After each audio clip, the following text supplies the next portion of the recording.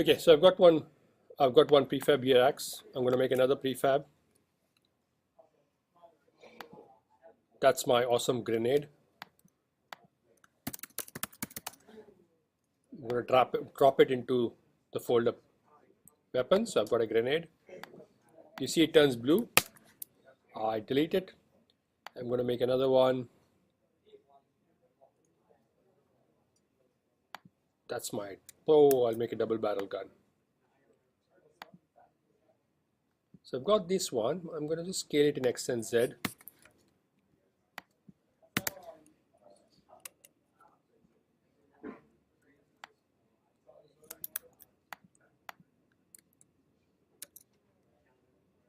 And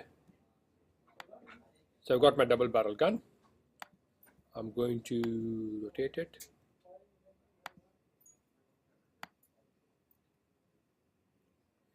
Yeah, that's my gun.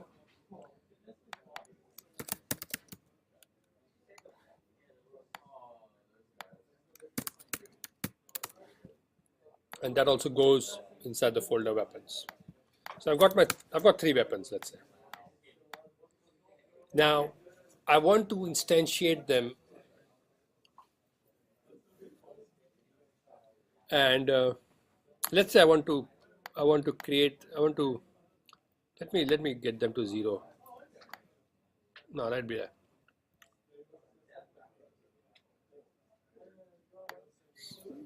I might reset the position to 0, 0, 0.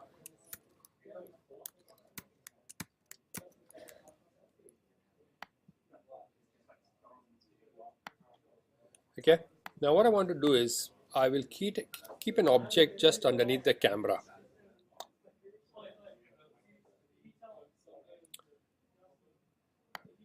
I create an empty object. I will call it weapon. So weapon I'm actually going to reset to 0, and I'm going to put it under the camera. Okay. So because now weapon is underneath the camera, you can see that's my camera, that's my weapon.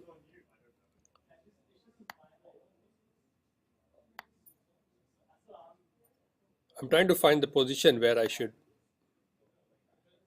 keep it. It's probably better if I create another 3D object, make him a child of the camera, and let's say here. Okay, let's say here. I'm gonna let's say somewhere here I get my weapons. So when I press a button, a weapon gets instantiated, and then I can have a boolean if has weapon equals true, then instantiate, else give message on the screen you don't have a weapon. So this seems to be minus 1.3 to 1.94.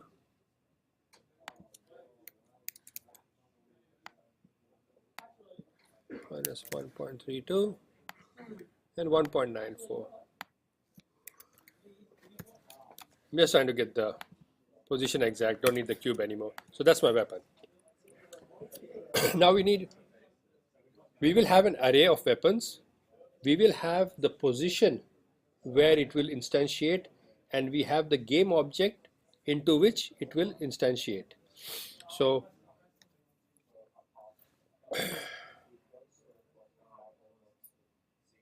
all of these will need rigid bodies.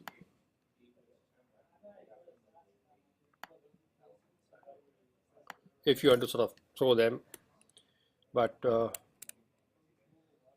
let me go and start putting a script for them.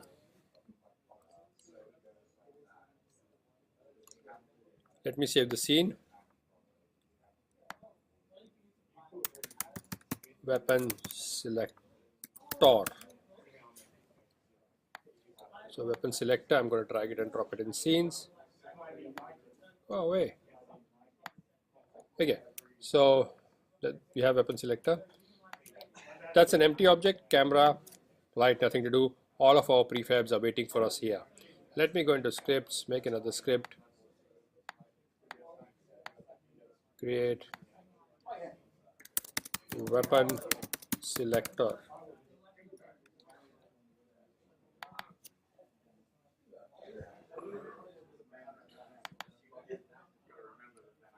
So the first thing that I'm going to do is I'm going to create an array. So a variable is, let's say I'm going to have a game object called my weapon. Okay. The moment I say public, okay, the moment I say public, and let me attach my script to the main. I can attach it to the camera or a script holder. I'm attaching it to the camera. So I've got my weapon, and see, it says none, no game object selected. I can choose what my weapon will be, right? Now, you know, arrays have this bracket. If you remember from JavaScript, the moment I put the bracket there, and I come back here, see, I can choose what size. I can say size 3. Cool. How cool is that? Arrays.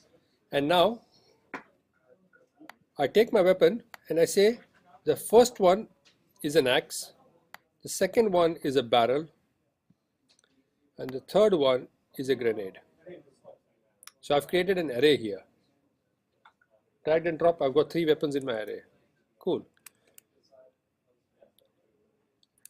Now I need to instantiate things. Let me just get the instantiate command right. I've got my cheat sheet right here. Instantiate my weapon. Then I need a position. So my weapon, I can have my weapon 0, 1, 2, right? Because I have 3. So let me say my weapon 0. And I need a position. So let me just make a position, public transform. I just want the transform format, public transform weapon pause. And I will also have another one called current weapon, because when I instantiate it. So let's go back here.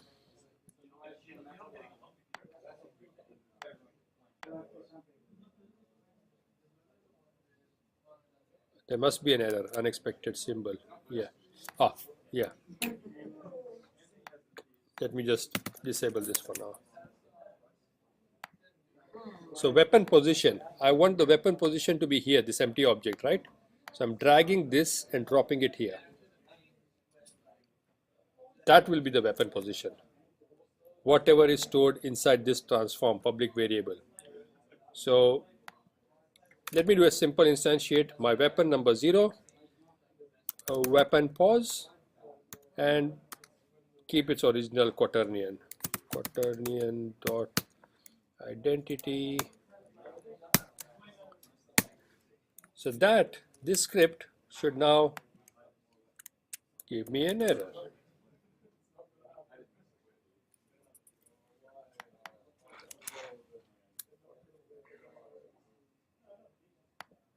Weapon pause dot position.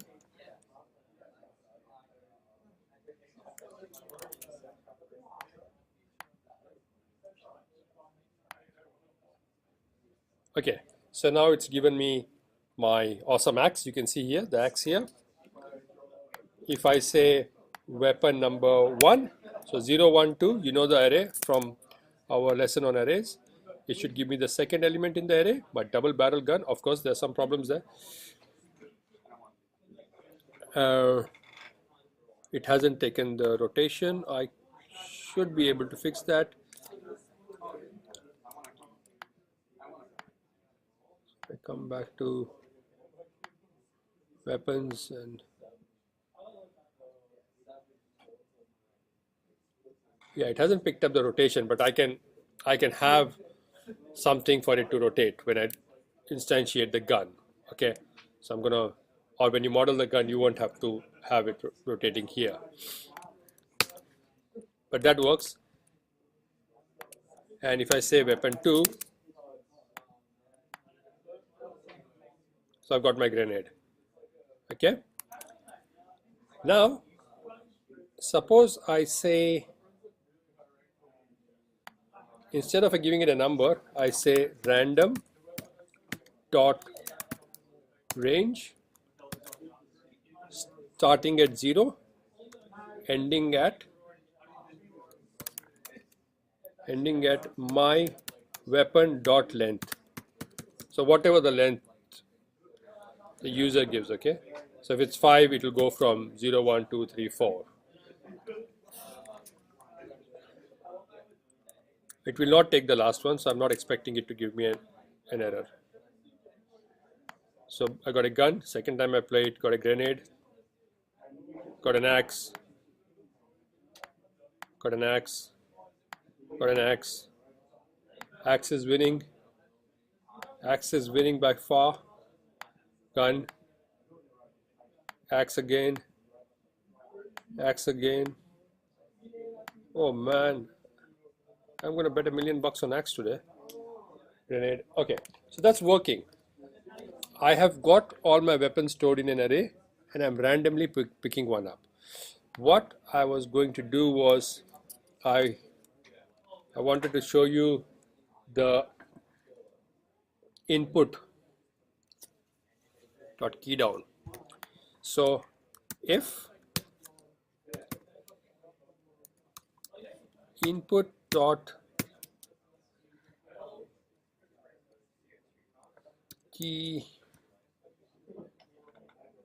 get KeyDown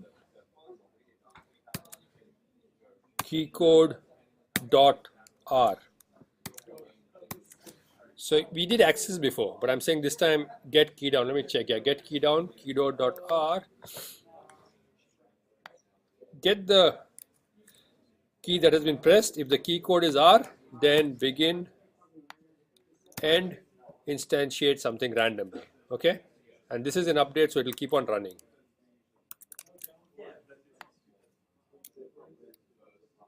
So if I press R, but you can see it keeps instantiating new things without. Okay, when you see it keeps making the new weapon. So I need to come here and say destroy my weapon. So only when I press a key, it will destroy my weapon and put a new one. Okay, shut up.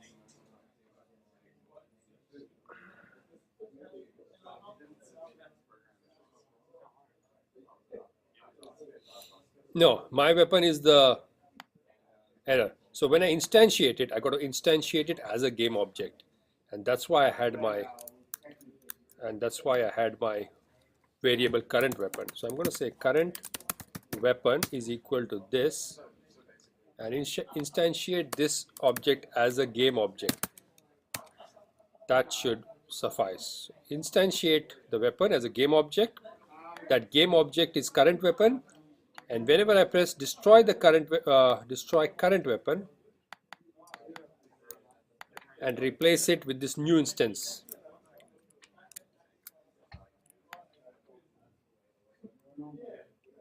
So now if I press R, yep, so it destroys the old one.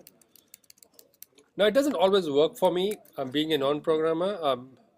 It doesn't always work for me in this first shot. Like it took me a sort of entire day to kind of work out the logic, think how it should work, and then to prepare the demo. So it's not like I'm this programming god and I know all this by heart. So it takes about a day of prep to do this small 10-20 minute thing. And once you do that prep, you break your head, how is it going to work? You certainly get your head around it. And sometimes you look at a few videos, look at tutorials, see how other people have done it. Now what I did was, once I got this, I thought, hey, what if I don't want to randomly generate it? What if I want on demand? So if I say grenade and grenade, then gun, my double barrel gun. No, I can't. I've already taken B for barrel gun and A for axe. Okay, ABG. So I just need to go and find out what they are. So I have ABG 012. So A would be 0. So instead of giving the random range, I'm saying 0. Here, instead of saying random range, I'm saying 1. And here I'm saying 2. So ABG should now work as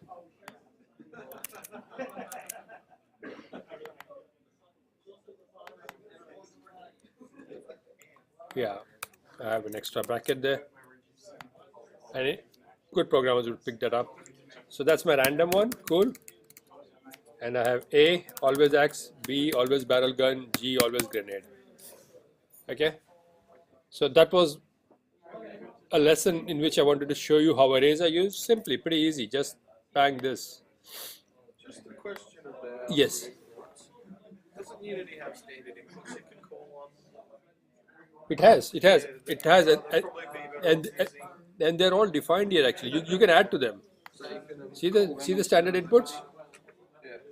yeah. Yeah, you can add to these, and like we can just let's say copy fire and make another one and change the key for it. You can. Oh, so it doesn't happen for weapon selection. No. Ah, okay. It probably is there, but I don't know Unity enough. It's probably there somewhere. Okay, but it does have. You're right. Now what I did was I'm going to save this scene. I'll show you another exercise in arrays, and I'll come back to do the raycast. When I first learned arrays, okay, and I learned random color, this is what I did. That's It looks like one of those really old screensavers that would have the rainbow yes. colored lines that go across everywhere. That's what I tried to do, crazy arrays. So what I'm doing is, I'm randomly picking up an object, I'm randomly placing it in x, y, z between 100 and minus 100 or 10 and minus 10x, 10 and minus 10y, 10 and minus 10z, and I'm just spinning the camera around. And I went a bit crazier with the other one. I zoomed in and out. So I just moved the camera in and out. But random pickup, point of generation random, and yeah, and random color. So a lot of randomness there. I'll show you the scripts. If you go to my older lessons, you'll find this example uploaded.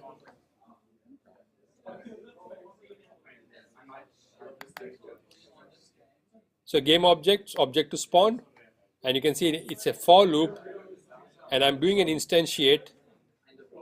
So random item, object to spawn, okay? So I'm just generating a random item, integer.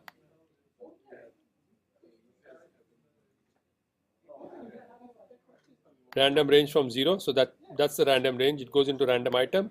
So object to spawn random item, and where it is going to spawn, between minus f, x, z, and y is 0 to 1f.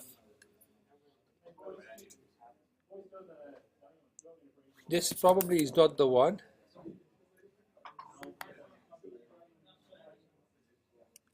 I have a few array scripts here.